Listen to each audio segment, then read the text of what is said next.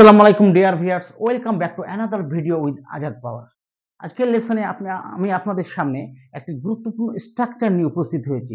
অর্থাৎ যে স্ট্রাকচারটি আপনি যদি ফলো করেন তাহলে আপনার ডেইলি লাইফ ইংলিশ কনভারসেশনে আপনি হয়ে উঠবেন একজন ফ্লুয়েন্ট ইংলিশ স্পিকার।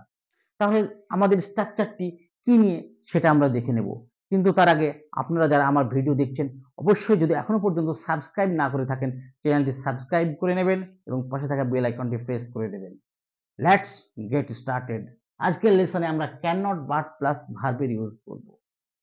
আমরা বাংলা বাক্যে যখন বলি কেউ কোনো কিছু না করে পারে না, অর্থাৎ আমি না কান্না করে পারি না, তুমি না হেসে পারো না, সে না ঘুমিয়ে পারে না, সে না খেলা করে পারে না, অর্থাৎ কেউ কোনো কিছু না করে পারে না, এই ধরনের বাক্যগুলি যখন আমরা স্পোকেন ইংলিশের ক্ষেত্রে ইউজ করব তখন আমরা এই স্ট্রাকচারটি ফলো করব। অর্থাৎ subject plus can not but plus verb plus extension. শুধুমাত্র এই স্ট্রাকচারটি দিয়ে আপনি শত শত ইংলিশ সেন্টেন্স মেক করতে পারবেন। মিশুক না হেসে পারে না। Mishuk cannot but love. Abul মিথ্যা কথা না বলে পারে না। Abul cannot but tell a লাই।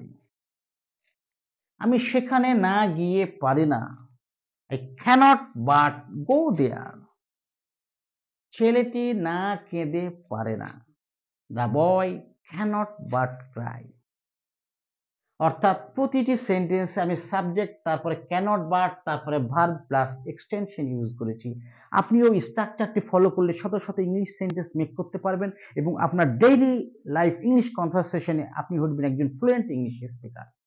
যদি লেসনটি ভালো লেগে থাকে অবশ্যই do subscribe my channel to learn more English. Follow my YouTube channel.